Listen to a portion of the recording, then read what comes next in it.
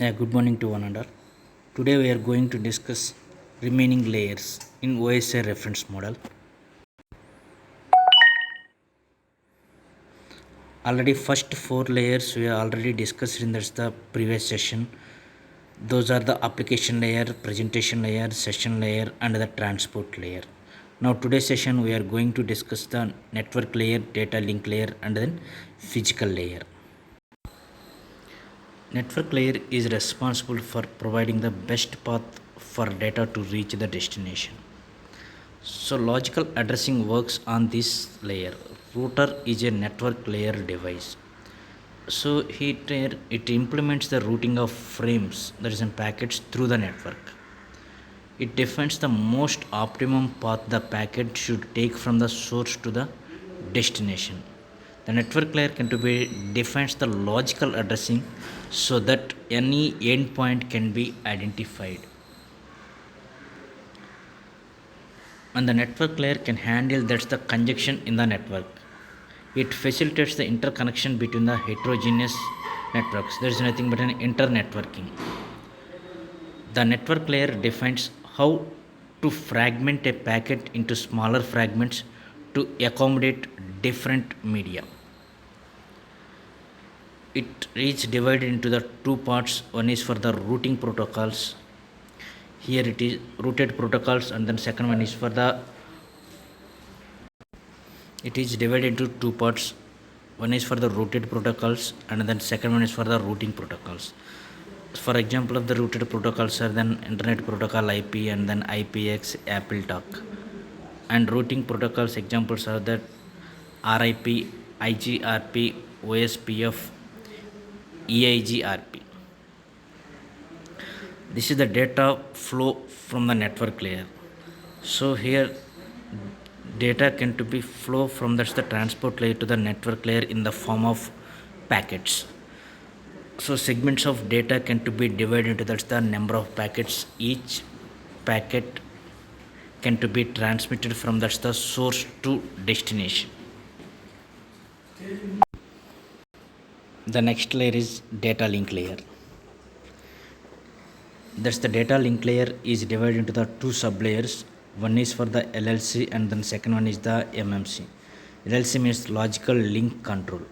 It talks about WAN protocols. For example, there is the PPP, HDLC, frame relay protocols, and then MAC, medium access control. This layer it talks about only about the physical address. It has the 48-bit address, that is the 12-digit hexadecimal number. It is also responsible for error detection. Devices working on data link layer are switch, bridge, NIC, etc. And the data link layer attempts to provide reliable communication over the physical layer interface. It breaks the outgoing data into the frames and reassemble the received frames. And this the data link layer can create and detect frame boundaries. It's the data link layer can handle the errors by implementing the acknowledgement and retransmission schema. This the data link layer implements flow control. This it supports that's the point to point as well as broadcast communication. That's the data link layer is to be support simplex, half duplex or full duplex communication. This is the data flow from data link layer.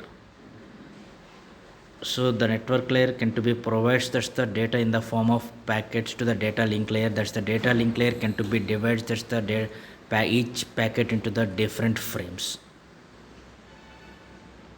The major difference in between is the network layer and then data link layer. Here it is that in this the network layer is the router has to be routing protocol has to be different routing protocols have to be using, and here that's the switch has to be using for to be linking the one data link to the another data link.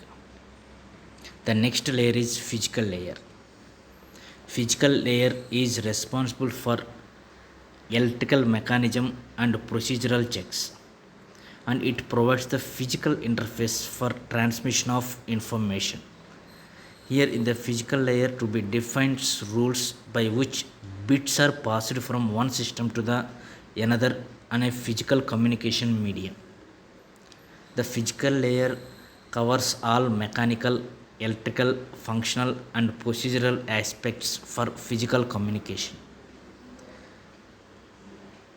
The physical layer can have the characters such as voltage levels, timing of voltage changes, physical data rates, maximum transmission distances, physical connectors, and other similar attributes are defined by physical layer specifications. In this, the physical layer, that's the data will be converted into that's the binary format, that is the zeros and ones. Data will be in the form of electrical pulses if it is a coaxial or twisted pair cable, and in the form of light if it is a fiber optical cable.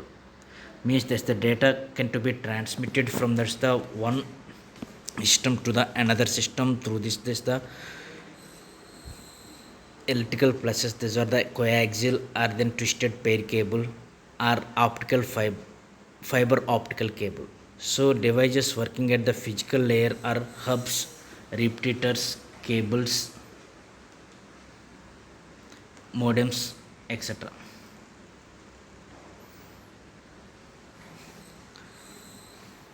This is the data flow diagram for physical layer. So the frames of data can to be received by the physical layer. The physical layer can convert the data in the form of bits. Those bits are the form that is the binary coded form, that is either the zeros or ones. Bits can to be transmitted from that's the one process to the another process or one computer to the another computer through that's the coaxial fiber cable, coaxial or twisted or then fiber optical cables. Yes, this is the diagrammatical representation of the two systems, how these two systems are to be interconnect to each other. So each and every system can have, these are the 7 layers. Those are the application layers, presentation layer, session layer, transport layer, network layer, data link layer and physical layer. These are the 7 layers are to be there in the system A, and the system B also having these 7 layers. Those are the application layer, presentation layer, session layer, transport layer, network layer, data link layer and then physical layer. So each and every layer have to be specified for that's the data flow from that's the one layer to the another layer. That's the data flow must and should be transmitting from that's the top layer to the bottom layer. That is the application layer to the presentation layer, and presentation layer to the session layer, and then session layer to the transport, network, data link and then physical layer. So finally that's the data can to be transmitting through the physical layer to that's the another physical layer of that's the another computer. So the computer A can to be communicating through that's the physical layer to the physical layer in the computer A and to the physical layer of the computer B. That's the data representations can to be specified in this the diagram. So in the physical layer, that's the data can to be represented in the form of bits, and the data link layer, that's the data can to be represented in the form of frames, and the network layer, that's the data can to be represented in the form of packets. Transport layer transporting the data from the one process to the another process in the form of segments, and these are the session layer can to be creating or then terminating the sessions for establishing the connections, and a presentation layer to do that's the encrypt and decrypting of the data, and application layer is to be using for the user interaction. So these are the 7 most important layers are to be there using this the computer networks. These are 7 layers we can to be called as an OSI layers, open system interconnection. Thank you.